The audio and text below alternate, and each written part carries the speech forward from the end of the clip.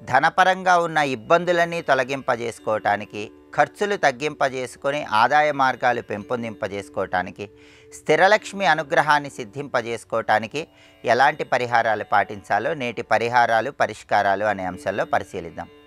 లక్ష్మీ కటాక్షం సంపూర్ణంగా ఉండి స్థిరలక్ష్మి అనుగ్రహం కలగాలంటే ప్రతిరోజు కూడా ఇంటి యజమాని స్నానం చేసిన తర్వాత రాగి పాత్రలో నీళ్లు తీసుకొని ఆ నీళ్ళల్లో ఒక బెల్లం ముక్క కలిపి బెల్లం కలిపిన నీటితో సూర్యుడికి అర్ఘ్యమిస్తూ ఉండాలి. ఇలా చేస్తే స్థిరలక్ష్మి అనుగ్రహం కలుగుతుంది.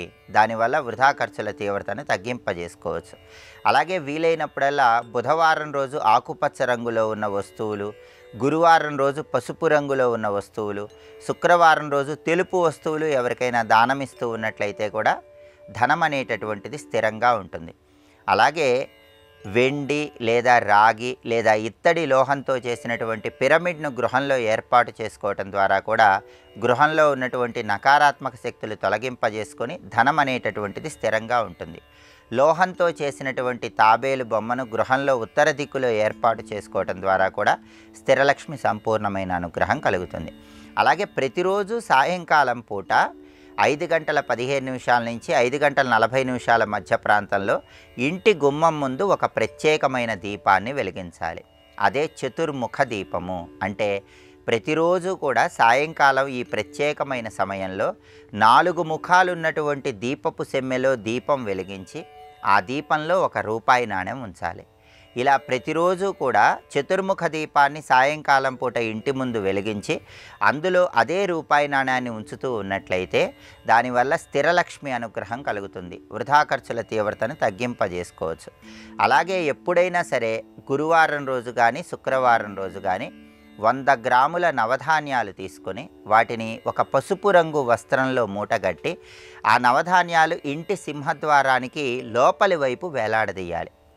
ఈ నవధాన్యాల మూట ఇంటి సింహద్వారానికి వేలాడుతూ ఉన్నట్లయితే నవగ్రహ దోషాలన్నీ తొలగిపోతాయి.